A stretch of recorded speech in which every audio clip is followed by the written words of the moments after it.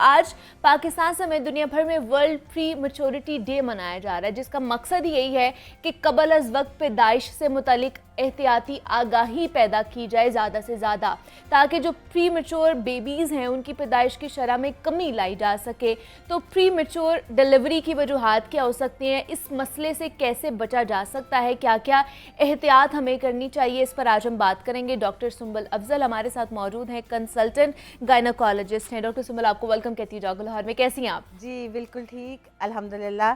जैसे कि आज हम ये वर्ल्ड डे मना रहे हैं, इसी के रेफरेंस से मैं अपने सारे लोगों को इसकी अवेयरनेस देना चाहूँगी कि प्री टर्म डिलीवरीज़ पाकिस्तान सर फहरिस्त क्या टॉप ऑफ द लिस्ट आता है कि हमारे मुल्क में सबसे ज़्यादा बच्चे वक्त से पहले पैदा हो जाते हैं। वक्त से पहले पैदा होने की वजह से बहुत सारे मसाइल का सामना करना पड़ता है। बिल्कुल ऐसे अब क्या वजह है जिसकी वजह ये से कॉम्प्लिकेशंस ना सिर्फ बच्चों में आ जाती हैं बल्कि मदर्स को भी इसकी कॉम्प्लिकेशंस सहनी पड़ती है। अच्छा, प्री मैच्योर डिलीवरी की वजूहात क्या हो सकती है, क्या क्या कॉजेज हो सकते हैं इसके? जी, इसमें 8 से 10 वजूहात हैं जिसकी वजह से वक्त से पहले ही डिलीवरीज हो जाती हैं। अच्छा, उस सबसे बड़ी वजह जो है, अगर हम शुरू से ही प्रेगनेंसी को लेके चलें तो उसमें सबसे बड़ी वजह इन्फेक्शन है। मतलब माओ को जो अर्ली ही प्रेगनेंसी में इन्फेक्शन हो जाता है, सबसे ज़्यादा इन्फेक्शन यूरिन इन्फेक्शन है, मतलब पेशाब में इन्फेक्शन होना शुरू हो जाता है, जिसकी वजह से ऑन एंड ऑफ वक्त से पहले उन्हें दर्दें शुरू हो जाती हैं, पानी पड़ना शुरू हो जाता है या खून पड़ना शुरू हो जाता है। ये सारे साइन ऑफ लेबर हैं, इसे हम साइन ऑफ लेबर कहते हैं। अगर ये टाइम से पहले हो जाएं तो इसे अर्ली साइन ऑफ लेबर्स कहा जाता है। ये 5वें महीने से लेके 9वें महीने तक में किसी भी वक्त प्री टर्म लेबर की वजह से रूनुमा हो सकते हैं। इसका इफेक्ट मदर पे भी होता है और बेबी पे भी होता है। अब बेबी जो है, हम क्योंकि डेवलपिंग कंट्रीज में हमारा शुमार है, तो हमारे मुल्क में बहुत अच्छी सहूलतें बहुत बड़े शहरों में कुछ ही हॉस्पिटल्स में मिलती हैं। और बहुत, वो जो सबसे बड़ा मसला है वो नर्सरीज का है, वो बहुत एक्सपेंसिव है।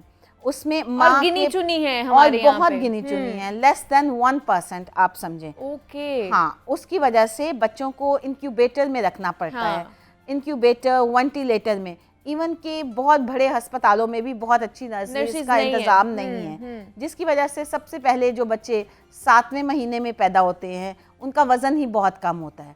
जिस वजन कम होने की वजह से वो सबसे ज्यादा नमूनिया और चेस्ट इन्फेक्शन का शिकार होते हैं, जिसकी वजह से उन्हें नर्सरी में रखना पड़ता है। मगर इन इन्फेक्शन से 80 से 90% बच्चे कोप अप नहीं कर पाते, जिसकी वजह से उनकी डेथ हो जाती है।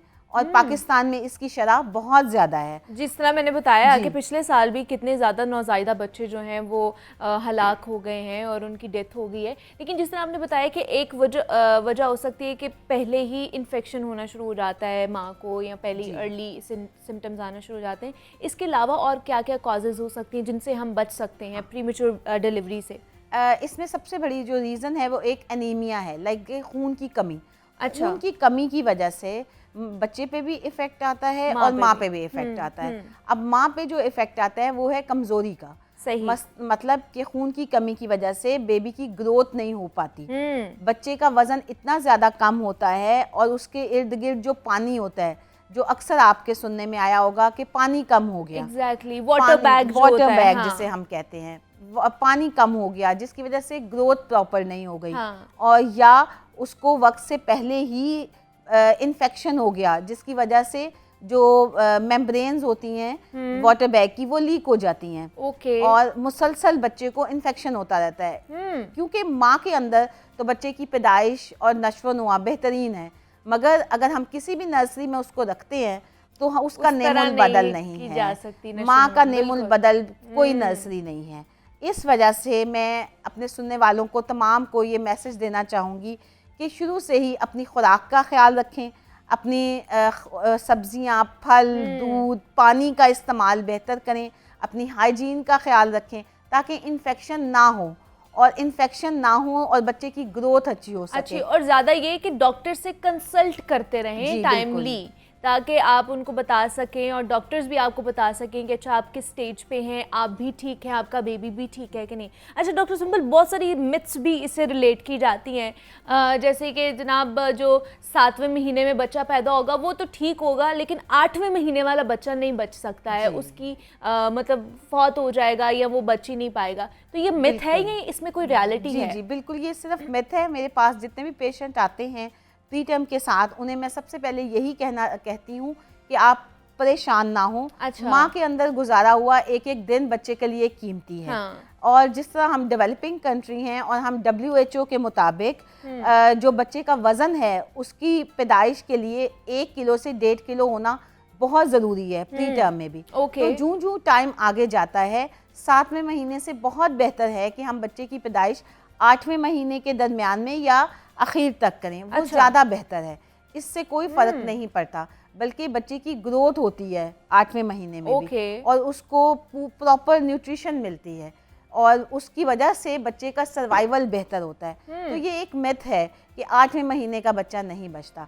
बच्चे का वज़न जितना अच्छा होगा, इन्फेक्शन से बचेगा, माँ के पेट में रहेगा और उसकी ग्रोथ होगी, तो उसका सर्वाइवल भी बेहतर है।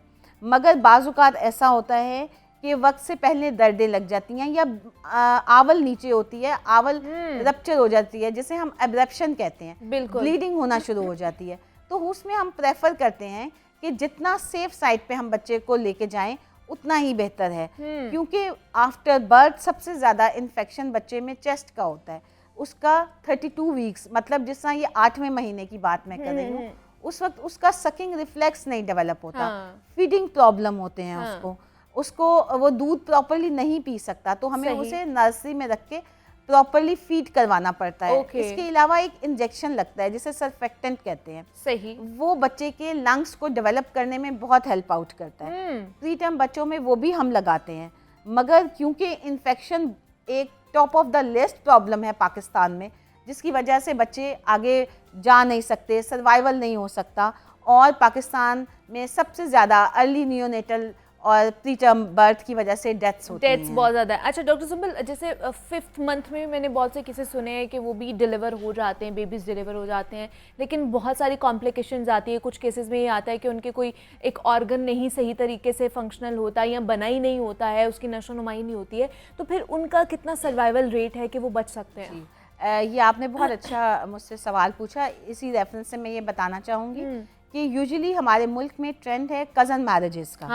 कज़न मैरिजेस की वजह से बच्चों में पैदाइशी तौर पे बहुत ज़्यादा नुक्स होते हैं। अच्छा। इवन के हम अल्ट्रासाउंड होता है एक 20 हफ्ते पे, 20 से 22 हफ्ते पे, जिसमें हम यूजुअली एबनॉर्मैलिटीज़ को रूल आउट कर लेते हैं। हमें पता चल जाता है कि बच्चे में कोई मेजर एबनॉर्मैलिटी ना हो, उसके सर में पानी ना हो, गुर्दों का मसला ना हो, हार्ट का मसला ना हो, मगर 6 से 10% डिफेक्ट्स अल्ट्रासाउंड पे पिक नहीं होते, जिसकी वजह से यूजुअली बच्चों में ऐसी मेलफॉर्मेशन या ऐसी पैदाइशी नकाइस होते हैं जिसकी वजह से वो आगे नहीं जा सकते, मतलब वो they are not compatible with life, उनका सर्वाइवल ही पॉसिबल नहीं है। कुछ तो प्रॉब्लम ऐसे होते हैं जिनमें सर्जरीज हो सकती हैं। अच्छा। मगर ज़्यादातर प्रॉब्लम ऐसे हैं जो रिकवरेबल नहीं होते। उसमें फिर हम अगर अर्ली ही पता चल जाए कि बच्चे में कोई ऐसी माजूरी है जिसके साथ वो आगे अपनी ज़िंदगी कंटिन्यू नहीं कर सकता, तो हम माँ बाप को काउंसल कर देते हैं। इसलिए माँ बाप का, कपल का डॉक्टर्स के साथ चेकअप और उनके साथ कंसल्ट करना बहुत ज़रूरी है, क्योंकि कज़न मैरिजेस में बहुत ज़्यादा पैदाइशी तौर पे बच्चों में माजूरी एबनॉर्मैलिटीज भी बहुत सारी आ जाती हैं। बिल्कुल ऐसे और ही है। इसमें हम जेनेटिक डायग्नोसिस भी करते हैं। जैसे आपने देखा होगा कि बहुत सी डिजीजेस ऐसी हैं जो अगर हम 13 वीक्स पे ही उनको पिक कर लें, जेनेटिक डायग्नोसिस कर लें। अच्छा। जैसे हम CVS कहते हैं, आवल से टिश्यू लेके हम लैब में भेजते हैं और उसमें बहुत सारे प्रॉब्लम्स को हम रूल आउट कर सकते हैं, जैसे एबनॉर्मल बच्चे, मतलब इतनी हमारे पास टेक्नोलॉजी आ चुकी है। जी, बेसिक